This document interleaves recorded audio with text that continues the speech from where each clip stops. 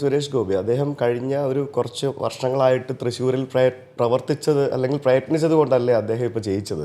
അപ്പോൾ സ്ഥിരമായിട്ടൊരു മണ്ഡലത്തിൽ കേന്ദ്രീകരിച്ച് പ്രവർത്തിക്കുക എന്നുള്ളത് ഒരു സ്ഥാനാർത്ഥിയെ സംബന്ധിച്ച് അല്ലെങ്കിൽ ഒരു ഒരു രാഷ്ട്രീയ പ്രവർത്തകയെ സംബന്ധിച്ച് അതൊരു അങ്ങനെയല്ലേ അതിൻ്റെ ഒരു രീതി. അല്ല, പക്ഷേ അത് തൃശ്ശൂർ പാർലമെൻറ്റ് മണ്ഡലം ആ അവസ്ഥയിലേക്ക് വന്നിട്ടുള്ളത് എന്താണ്, അതിൻ്റെ ഒരു പശ്ചാത്തലം കൂടി നമ്മൾ പരിശോധിക്കണം.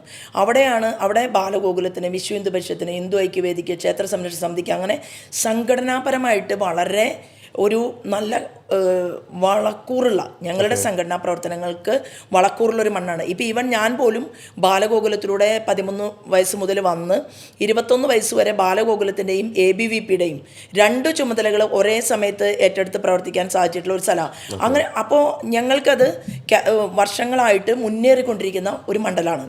ആ മണ്ഡലത്തിൽ സുരേഷ് ഗോപി ചേട്ടൻ എന്ത് ചെയ്തു, അവിടെ സ്ഥിരമായിട്ട് താമസിച്ചു, ആളുകൾക്ക് വലിയ ഉപകാരമായിട്ടുള്ള പ്രവർത്തനങ്ങളെല്ലാം ചെയ്യാൻ ശ്രമിച്ചു. അവിടെ മാത്രം അത് അദ്ദേഹത്തിന് ചെയ്യുന്നത് പോലെ നമുക്ക് ചെയ്യാൻ പറ്റില്ല.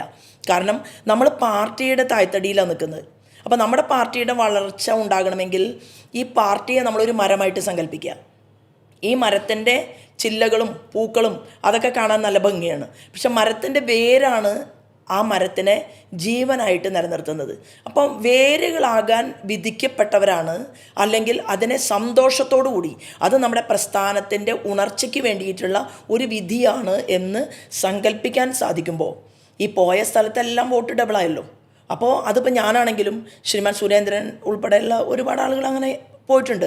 മാറി മാറി മണ്ഡലങ്ങളിൽ മത്സരിക്കാൻ പാർട്ടി പറയുമ്പോൾ നമ്മളത് ഏറ്റെടുക്കുക, മത്സരിക്കുക. നല്ല റിസൾട്ട് ഉണ്ടാകുമ്പോൾ എന്ത് സംഭവിക്കും? ഇപ്പം എന്നെ സംബന്ധിച്ച് എനിക്ക് ഇതിനകത്തും ഒരു പ്ലസ് പോയിന്റ് ഉണ്ടായി. കാരണം എല്ലാ സ്ഥലത്തും എനിക്ക് കൂട്ടുകാരുണ്ട്, എല്ലാ സ്ഥലത്തും വീടുകളുണ്ട്. അപ്പോൾ കേരളത്തിൽ ഒരു 9 ഇലക്ഷൻ ഡിഫറെൻ്റ് ആയിട്ടുള്ള സ്ഥലങ്ങളിൽ ചെയ്തു എന്നുള്ളത് കൊണ്ട് തന്നെ അവിടെയൊക്കെ നമുക്ക് ആൾക്കാരുണ്ട്. അപ്പോൾ ഏതാണ്ട് ഞാനിപ്പോൾ മത്സരിക്കാത്തൊരു മണ്ഡലം എന്ന് പറയാനായിട്ട് കോഴിക്കോടിനപ്പുറത്ത് കോഴിക്കോട്, കാസർഗോഡ്, കണ്ണൂർ ആ മേഖലകൾ ഒഴിച്ചാൽ എറണാകുളം മത്സരിച്ചു, തൃശ്ശൂർ മത്സരിച്ചു, അതുപോലെ പാലക്കാട് മത്സരിച്ചു, തിരുവനന്തപുരം മത്സരിച്ചു, ആലപ്പുഴ മത്സരിച്ചു. അപ്പോൾ അങ്ങനെ അവിടെയൊക്കെ നമുക്ക് ധാരാളം ബന്ധങ്ങൾ ഉണ്ടാക്കാൻ സാധിച്ചു. അപ്പോൾ അത് പാർട്ടിയുടെ സംഘടനാ പ്രവർത്തനത്തിന് അത് നന്നായി എന്നാണ് എനിക്ക് തോന്നുന്നത്. ഇപ്പം ഞാൻ ചേച്ചിന്ന് വിളിക്കട്ടെ, അതായത് കുറച്ച് കംഫർട്ടബിൾ ആയിരിക്കും. ഇപ്പോൾ ചേച്ചി മത്സരിക്കുന്ന മണ്ഡലങ്ങളിലെല്ലാം ഇത്രയധികം ഒരു പെർസെൻറ്റേജ് ഓഫ് വോട്ടുകൾ കൂടുതലായി ലഭിക്കുന്നതിൻ്റെ ഒരു റീസണായിട്ട് ഞാൻ അനലൈസ് ചെയ്തപ്പോൾ മനസ്സിലാക്കിയത്, സാധാരണ ഏതൊരു സ്ഥാനാർത്ഥിയും പോകുന്നതിലും കൂടുതൽ വീടുകൾ പേഴ്സണലി നിങ്ങൾ നേരിട്ട് പോയി ആളുകളെ കാണാനും ഇൻട്രാക്ട് ചെയ്യാനും ശ്രമിക്കാറുണ്ട്. ആ ഒരു പേഴ്സണൽ ബന്ധത്തിൻ്റെ പുറത്തായിരിക്കാം അത്തരത്തിൽ കൂടുതൽ വോട്ടുകൾ വരുന്നതെന്ന് പറയുന്നുണ്ട്. അത് ശരിയായിരിക്കുമോ? അതായത് വീടുകളിൽ പോകാനായിട്ട് എല്ലാ സ്ഥാനാർത്ഥികൾക്കും ഒരേ സമയം തന്നെയാണ് കിട്ടുക. കാരണം പക്ഷെ നിങ്ങൾ അത് മാക്സിമം യൂസ് ചെയ്യുന്നുണ്ടെന്ന് പറഞ്ഞു കേട്ടിട്ടുണ്ട്. ഒരു മാസം നമുക്കിപ്പോൾ സമയം കിട്ടിയെന്ന് വിചാരിക്കുക, 28 ദിവസം അല്ലെങ്കിൽ ഒരു മാസം നമുക്ക് സമയം കിട്ടിയാൽ നമ്മൾ എല്ലാ വ്യക്തികൾക്കും ഒരേ ടൈമിംഗ് തന്നെയാണ് ഇലക്ഷന് കിട്ടുക. പക്ഷേ എനിക്ക് തോന്നിയിട്ടുള്ളൊരു കാര്യം എന്താണെന്ന് പറയുക, അതായത് ഒരു പക്ഷേ വ്യക്തിപരമായിട്ട് പ്രവർത്തകർക്കൊരു തോന്നലുണ്ട്, ഞാൻ ചെല്ലുന്ന സമയത്ത് ഞാൻ വേറൊരാളാണെന്ന്. അത് ഞങ്ങളിൽ പല ആളുകൾക്കും അങ്ങനെയുള്ള ഒരു. നിങ്ങൾ CPM പാർട്ടി ഓഫീസിൽ പോയി വിട്ട് വോട്ട് ചോദിച്ചിട്ടില്ല? അവിടെ വരെ പോയി വോട്ട് തരണമെന്ന് പറഞ്ഞിട്ടില്ലേ? പാർട്ടി ഓഫീസല്ല, പാർട്ടിയുടെ കുറേ പേര് ഒരുമിച്ച് ചേർന്ന് നിൽക്കുന്ന ഒരു സ്ഥലത്ത് ഞാൻ ആലപ്പുഴയിൽ യാത്ര ചെയ്തുകൊണ്ടിരിക്കുന്ന സമയത്ത് അവർ പറഞ്ഞു, ഞാൻ ഉടുത്ത ചുമന്ന സാരി അത് അവരുടെയാണെന്ന് അതിലകത്ത് നിന്ന ഒരു ചെറുപ്പക്കാരൻ പറഞ്ഞു. അപ്പോൾ എന്തിനാണ് ഈ ഫ്ലെക്സ് ബോർഡിൽ ചുമന്ന സാരിയെ ഉടുത്തിട്ട് ആലപ്പുഴയിൽ ഒട്ടിച്ചത് എന്ന് പറഞ്ഞു. പിന്നെ നിങ്ങളുടെ മുഖം കാണുന്ന സമയത്ത് നിങ്ങൾക്ക് ഒരു വോട്ട് തരാൻ തോന്നുകയാണ് എന്ന് അവർ പറഞ്ഞു. അപ്പോൾ അങ്ങനെ അവർ സംസാരിച്ചപ്പോൾ ഞാൻ ആ തിരക്കിൻ്റെ ഇടയിലേക്ക്, കമ്മ്യൂണിസ്റ്റുകാരായിരുന്നു അവർ, മാർക്സിസ്റ്റ് പാർട്ടിയുടെ പ്രവർത്തകരായിരുന്നു, അവരുടെ ഇടയിലേക്ക് ഞാൻ ഇറങ്ങി ചെന്നു. അപ്പം ഞാൻ അവരോട് കൈപിടിച്ചിട്ട് ഞാൻ പറഞ്ഞു, ഈ ചുവപ്പ് എന്ന് പറയുന്നത് നമുക്ക് ഹൃദയത്തിൻ്റെ ഒരു വേണമെങ്കിൽ അങ്ങനെ പറയാം, നാട്ടിൻപുറത്തെ ചെമ്പരത്തി പൂക്കളെ നമുക്ക് അതിന് ഉപമിക്കാം. പിന്നെ നിങ്ങൾക്ക് വേറൊരാൾ പറഞ്ഞു, ഞങ്ങൾക്ക് ഞങ്ങളുടെ പഴയ നേതാവിനെ ഓർമ്മ വരികയാണ് ഈ സാരിയും ഈ ഇതൊക്കെ കാണുന്ന സമയത്ത് എന്ന് പറഞ്ഞപ്പോൾ ഞാൻ അവരോട് വളരെ സ്നേഹമായിട്ട് ഞാൻ ഇങ്ങനെ പറഞ്ഞു. ആലപ്പുഴയിൽ ഞാൻ വളരെ കുറേ കാര്യങ്ങൾ അവിടുത്തെ ആളുകൾക്ക് വേണ്ടിയിട്ട് സ്വപ്നം കണ്ടിരുന്നു. അപ്പോൾ അതിനു വേണ്ടി കുറേ പദ്ധതികൾ ഞാൻ എൻ്റെ വികസന രേഖയിൽ 1000 കോടിയുടെ പദ്ധതി ആലപ്പുഴ പാർലമെൻറ്റിൽ നടപ്പിലാക്കും എന്നെനിക്ക് ഞാൻ പറയുകയുണ്ടായി. അപ്പോൾ അത് കാരണം എന്താ വെച്ചാൽ ആ സമയത്താണ് ഡിജിറ്റൽ പാർക്ക്, എൻ്റെ ഒരു പോയിൻ്റായിരുന്നു, ഡിജിറ്റൽ പാർക്ക് അവിടെ കൊണ്ടുവരാൻ സാധിക്കും. അപ്പോൾ അങ്ങനെ വന്നപ്പോൾ ഞാൻ അതിന് വേണ്ടിയിട്ട് ഒരു 1-2 യൂണിവേഴ്സിറ്റികൾ അതിനെ ഞാൻ ചെക്ക് ചെയ്യുന്നുണ്ടായിരുന്നു ഇലക്ഷൻ്റെ തൊട്ട് മുന്നേ ആയിട്ട്. അപ്പോൾ അതിൽ ഒരു പക്ഷേ അതിനെക്കുറിച്ച് എനിക്ക് പറയാൻ പറ്റും. അതെങ്ങനെയാണെങ്കിൽ ആ യൂണിവേഴ്സിറ്റിയുടെ ഏറ്റവും വലിയ ഒരു പ്രത്യേകത എന്ന് പറയുന്നത്, ഇപ്പോൾ ദേശീയ നയം കൊണ്ടുവന്നിട്ടുണ്ട് ശ്രീമാൻ നരേന്ദ്രമോദി. ആ ദേശീയ നയം, വിദ്യാഭ്യാസത്തിൻ്റെ ദേശീയ നയം കൊണ്ടുവരുന്നത് എത്രയോ വർഷങ്ങൾക്ക് ശേഷമാണ്. 1986 കൊണ്ടുവന്ന വിദ്യാഭ്യാസ നയത്തിൽ ഒരു മാറ്റം വരുത്തിക്കൊണ്ട് ദേശീയ വിദ്യാഭ്യാസ നയം ഇപ്പോൾ പുതിയത് പ്രഖ്യാപിച്ച സമയത്ത് അദ്ദേഹം പറയുന്നത് +2 വരെ നമ്മുടെ കുട്ടികൾ പഠിക്കാൻ പോകും. ഈ സ്കൂളുകളിൽ പഠിക്കാൻ പോകുന്ന സമയത്ത് ആ +2 വരെ അവർക്ക് പഠനം, പരീക്ഷ, അതിന് മാർക്ക് വാങ്ങാൻ വേണ്ടിയിട്ടുള്ള പരിശ്രമങ്ങൾ. എന്നാൽ സ്കൂൾ വിഷയങ്ങളിൽ അവർ പഠിച്ചു കഴിയുമ്പോൾ അവരുടെ ഒരു സങ്കല്പം എന്ന് പറയുന്നത് ഡോക്ടർ അല്ലെങ്കിൽ എൻജിനീയർ, അത് അവരുടെ രക്ഷാകർത്താക്കളും, അതായത് ഒരു എക്കണോമിക്കലി കുറച്ച് സ്റ്റേബിളായിട്ടുള്ള ഫാമിലിയിലെ ആളുകളെല്ലാം പറയും മകൻ ഒന്നുകിൽ എൻജിനീയർ ആവണം അല്ലെങ്കിൽ ഡോക്ടർ ആവണം എന്ന് പറയും.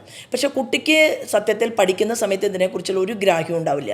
അപ്പോൾ നമ്മളിങ്ങനെ നോക്കിയ സമയത്ത് എനിക്ക് കാണാൻ സാധിച്ചത്, ഇപ്പോൾ കൊണ്ടുവന്ന ഈ ദേശീയ നയത്തിൻ്റെ ഭാഗമായിട്ടുള്ള ആ ഒരു ഇത് മനസ്സിനകത്തൊരു വിഷൻ എനിക്കുണ്ടായിരുന്നു.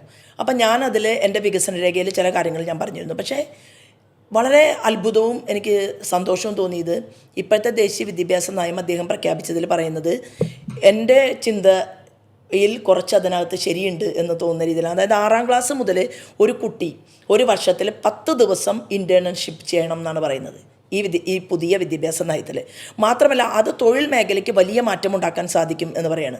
എന്നിട്ട് കുട്ടികൾക്ക് ഇഷ്ടമുള്ള മേഖല തിരഞ്ഞെടുക്കാൻ പറ്റുന്നു.